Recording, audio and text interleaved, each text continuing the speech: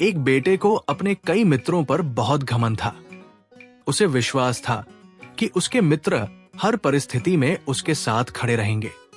दूसरी ओर उसके पिता का केवल एक ही मित्र था, लेकिन वो मित्रता की सच्ची मिसाल था। एक दिन पिता ने बेटे से कहा, तुम्हारे इतने सारे मित्र हैं, तो क्यों न उनकी सच्चाई की परख की जाए। बेटा सहर्ष तैयार हो गया। रात को लगभग 2 बजे पिता और बेटा बेटे के सबसे घनिष्ठ मित्र के घर पहुंचे। बेटे ने दरवाजा खटखटाया, लेकिन दरवाजा नहीं खुला।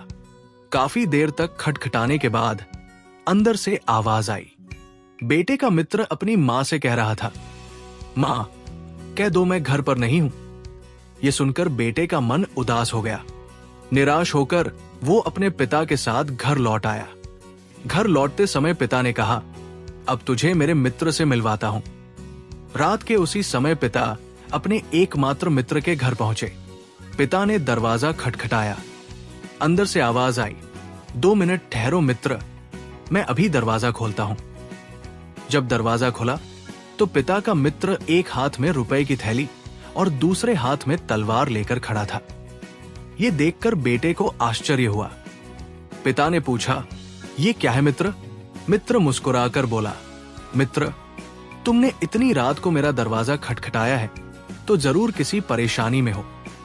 मुसीबतें 2 प्रकार की होती है, रुपए पैसे की या किसी झगड़े की। यदि तुम्हें धन की आवश्यकता हो तो ये थैली ले जाओ, और यदि किसी से झगड़ा हो गया हो तो ये तलवार लेकर मैं तुम्हारे साथ चलता हूं। पिता की आंखें भर आई। उन्होंने अपने मित्र से कहा, मित्र, मुझे कुछ नहीं चाहिए, मैं तो बस अपने बेटे को सच्ची मित्रता का मतलब समझा रहा था। उस दिन बेटे को समझ में आ गया कि मित्रता केवल संख्या का खेल नहीं है। सच्चा मित्र वही होता है जो हर परिस्थिति में आपके साथ खड़ा रहे। शिक्षा, मित्रता संख्या से नहीं बल्कि गुणों से मापी जाती है।